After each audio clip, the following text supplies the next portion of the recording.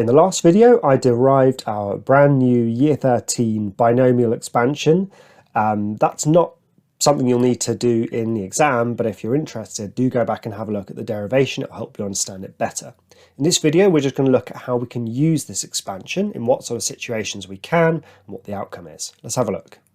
All right, so here's our formula. 1 plus some amount of x to the n is equal to this expansion, 1 plus n ax plus n minus 1 over 2 ax all squared plus n minus 1 n minus 2 over 3 factorial times ax cubed, and so on. It will always just be n minus 1 n minus 2 and so on, and so we get 1, 2, 3 terms in this one. We'd have 4 in the next one, and we're always dividing by the next factorial. I mean, strictly speaking, this is 2 factorial. It's just 2 factorial is 2, so we often don't bother.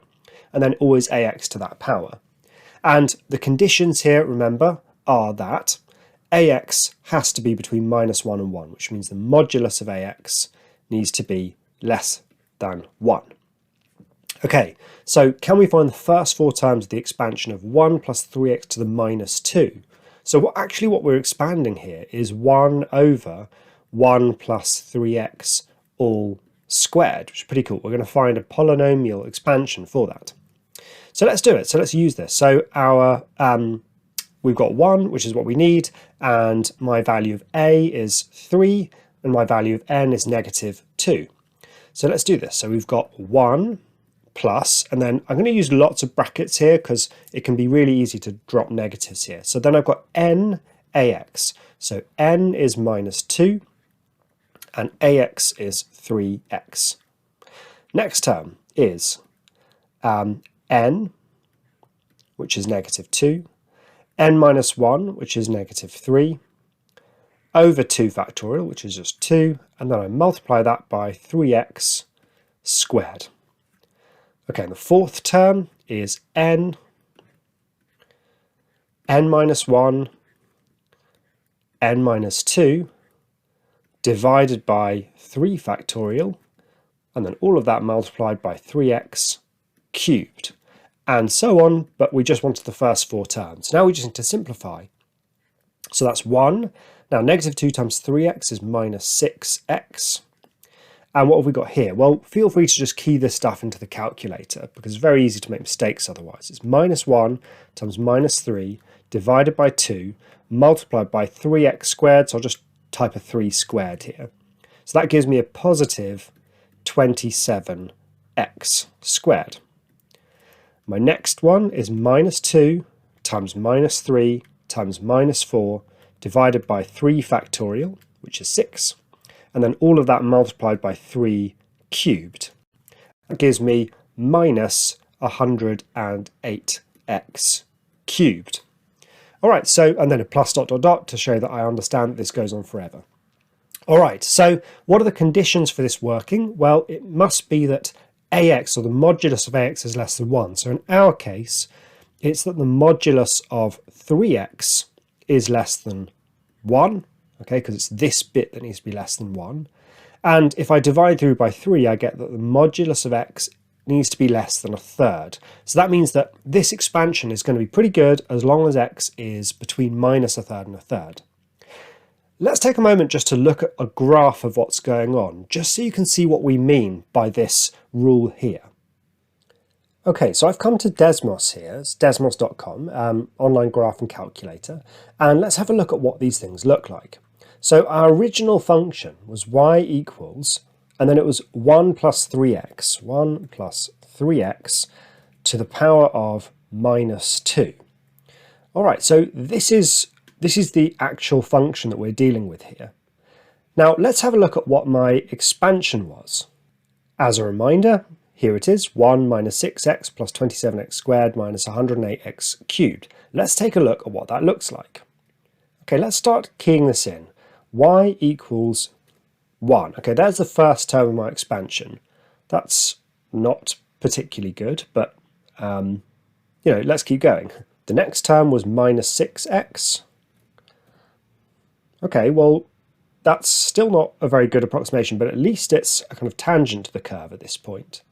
The next term was plus 27x squared. Okay, well, you kind of see it starting to stick to the curve here a little bit. And then the final term that I got up to was minus 108x cubed. Okay, so what can we say about this? Well, clearly this blue line doesn't look exactly like the red line. In fact, it doesn't look like it at all. But remember that my expansion was only supposed to be valid between x equals minus a third and a third. And I'm actually looking at a much wider range here.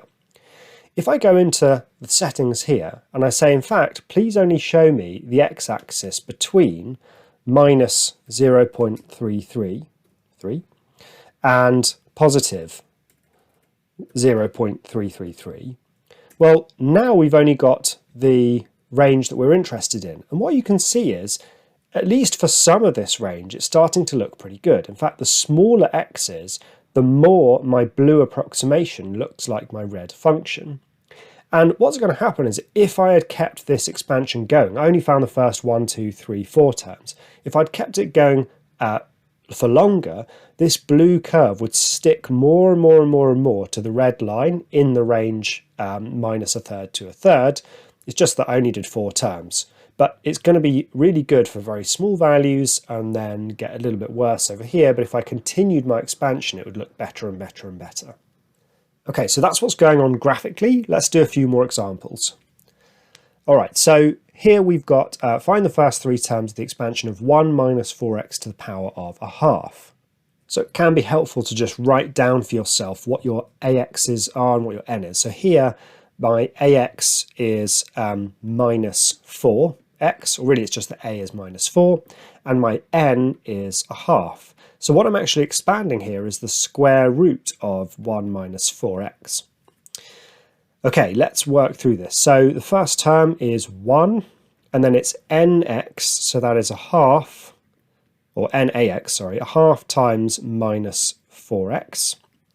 And then my next term is n, which is a half, times n minus 1, which is minus a half, divided by 2, and then all of that multiplied by negative 4x squared. And we just wanted the first 3 terms of the expansion, so here they are. Let's just neaten it up. So that's 1, and then half times 4 minus 4x is minus 2x. And then definitely just use the calculator for these. It's so easy to make a mistake otherwise. We've got a half times minus a half divided by 2 multiplied by negative 4 squared, which is just 16, and that gives me minus 2 again, so minus 2x squared. So this is the expansion of this. What are the conditions? The conditions are that this term here, or the modulus of this, the modulus of minus 4x, should be less than 1. Now, negatives don't matter because it's just the modulus, so I can just ignore that. And if I divide through by 4, I get that the modulus of x is less than 1/4. So this expansion is valid between minus a quarter and a quarter. Let's just glance at the graphs of these just to check it's working. All right, so I've keyed in the original function, that's the one in green, and the approximation, which is in purple. And what you can see is that, yeah, as long as x is nice and small, it really does look quite good. Now, it's supposed to be valid all the way from minus a quarter to a quarter, but of course I only did 3 terms, so it's not that accurate all the way up to there. But if I'd included more terms, it would have been better. But certainly between about minus, well, pretty much minus 0.2 and about 1.5, it's really, they're very similar indeed. All right, let's do one more example now.